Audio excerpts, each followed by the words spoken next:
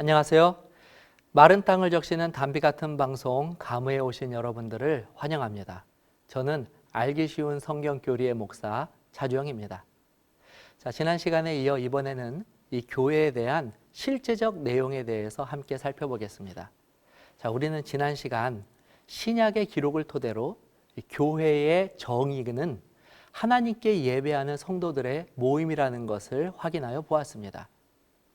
그렇다면 여기에서 궁금한 것이 하나님께서는 예배하기 위하여 모인 성도들의 모임인 이 교회에 대해서 어떠한 계획과 생각을 가지고 계실까요? 먼저 이 교회를 향한 하나님의 마음을 알 수 있는 구절이 에베소 5장 25절에 나와 있습니다.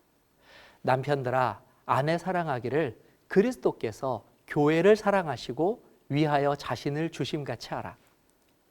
이 구절에서 그리스도께서는 부부간의 사랑을 교회와 하나님의 사랑의 관계로 표현하여 주셨습니다. 다시 말해 하나님께서도 이 땅에서 하나님을 예배하는 자들의 모임을 사랑으로 대하여 주신다는 사실입니다. 이와 관련하여 엘렌 화이트는 다음과 같이 교회를 향한 하나님의 관심을 기록하고 있습니다. 이 세상에 있는 어떤 다른 것이라도 당신의 교회만큼 하나님께 사랑스러운 것은 없다. 하나님께서 이와 같은 열이 있는 돌보심으로 보호하시는 것은 달리 또 없다. 비록 약하고 결함이 있어 보이나 교회는 하나님께서 특별한 의미에 있어서 당신의 최고의 관심을 쏟으시는 대상이다. 교회는 하나님의 은혜가 실현되는 장소로서 하나님은 그 안에서 심령을 변화시키는 당신의 능력을 나타내시기를 기뻐하신다. 이처럼 우리는 성경과 또 관련된 여러 영적인 저서를 통하여 하나님께서 교회를 단순히 성도들의 예배를 받으시기만 하는 장소가 아니라 보다 적극적으로 성도들에게 은혜와 사랑을 베푸시는 장소로 여기고 계신다는 사실을 우리는 발견할 수 있습니다.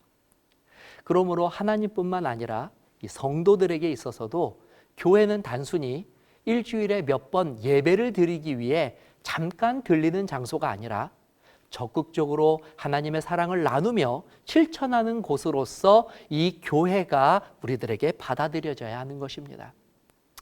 이 땅에 우리가 현재 알고 있는 이 교회가 탄생하게 된 것은 잘 알려진 오순절 성령 강림 사건이 있었습니다. 예수님이 부활하신 이후 제자들은 예수님의 약속대로 함께 모여 기도하며 성령의 능력이 그들에게 부어지기를 원하였습니다. 그리고 마침내 예수님의 약속대로 유월절 날이 되었을 때 그들에게 약속된 성령이 임하였고 즉시로 예수님의 제자들은 예수님의 명령인 복음 증거를 하기 위해 유월절 행사에 참여하였습니다.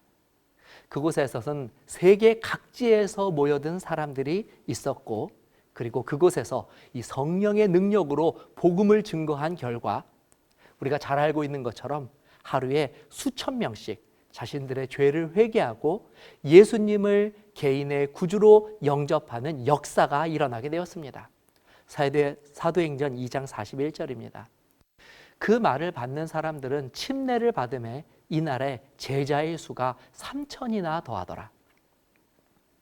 이 일로 인하여 그리스도인들의 숫자는 폭발적으로 증가하게 되었고 그들은 모여서 함께 하나님의 말씀을 더욱 깊이 연구하고 또 기도하며 하나님께 예배하는 일을 함께 하게 되었습니다. 그래서 자연스럽게 교회가 생겨나게 된 것입니다. 오늘날은 이때 생겨난 교회를 교회의 시작이라고 하는 의미로 초대교회라고 부릅니다. 이 초대교회 사람들은 거의 날마다 성전에 모여 함께 말씀을 나누고 서로 교제하며 비록 아직 이 교회라는 이름을 가지지는 못했을지라도 역사 이래 가장 교회다운 교회의 모습을 가지고 생활하였습니다. 사도행전 2장 46절입니다. 날마다 마음을 같이하여 성전에 모이기를 힘쓰고 집에서 떡을 떼며 기쁨과 순전한 마음으로 음식을 먹고. 이로 인해 오늘날 많은 교회들이 이 교회의 개혁이 필요할 때마다 이 단골로 들고 나오는 문구가 이 초대교회로 돌아가자 라고 하는 것입니다. 자, 그렇다면 여기서 궁금한 것이 아마도 이 어떤 것이 이 초대교회의 모습인가라고 하는 것입니다.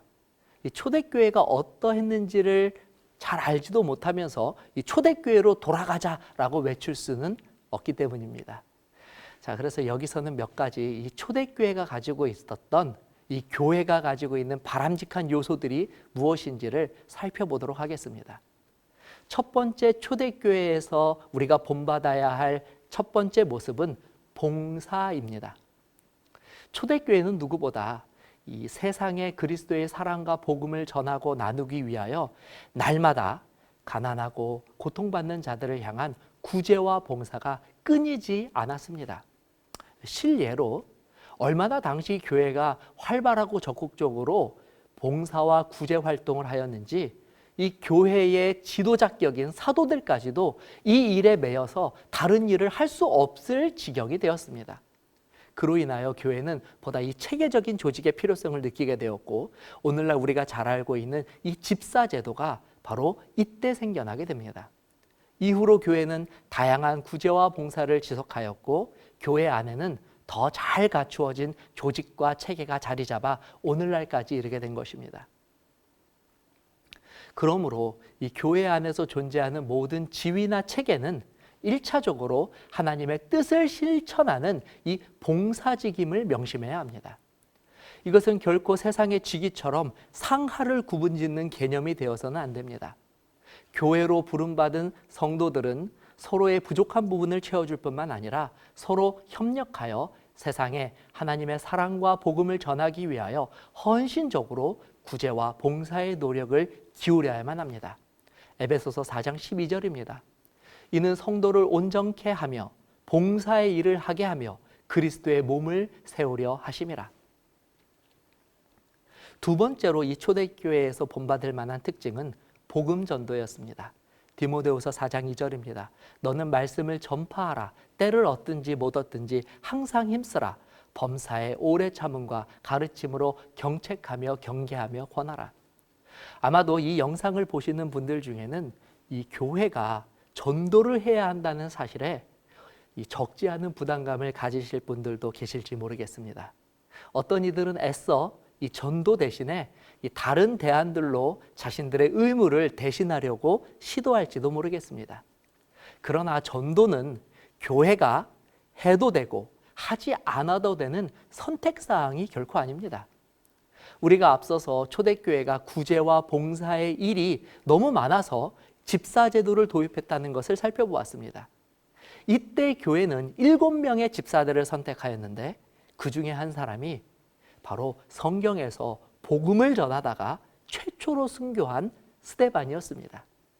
이는 교회에서 어떤 직분을 맡았던지 그것이 전도의 거룩한 사명을 외면하거나 대신할 변명거리가 될 수 없음을 보여주는 중요한 예이기도 합니다. 바울은 당시 교회의 가장 중요한 지도자이며 또 사도로서 부름받은 자였지만 자신의 사명은 오로지 전도에 있다는 것을 강조하였습니다. 로마서 1장 1절입니다.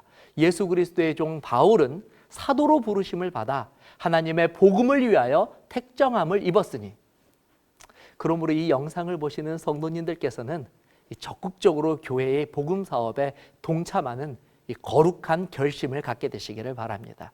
왜냐하면 그것이 하나님께서 교회와 성도들에게 바라시는 가장 바람직한 모습이기 때문입니다. 세 번째로 이 초대교회의 특징은 거룩하고 열정적인 예배에 있었습니다. 히브리서 10장 25절입니다. 모이기를 패하는 어떤 사람들의 습관과 같이 하지 말고 오직 권하여 그날이 가까움을 볼수록 더욱 그리하자. 자발적으로 성도들이 함께 모이는 것, 이것은 이 초대교회가 가지고 있는 가장 큰 장점이나 그리고 가장 큰 특징이었습니다.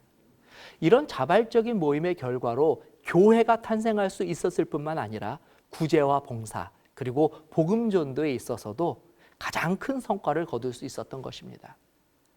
오늘날 교회는 이 초대교회와 비교할 수 없을 정도로 부유하고 경쟁적으로 교회마다 최신의 음향시설과 영상시설을 도입하지만 문제는 그 교회로 출입하는 성도들의 열심이 예전만 하지 못하다는 것입니다.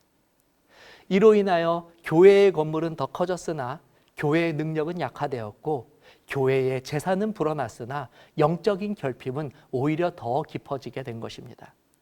교회에 보내는 권면이라는 책에서는 이 일에 대하여 다음과 같이 권면하고 있습니다.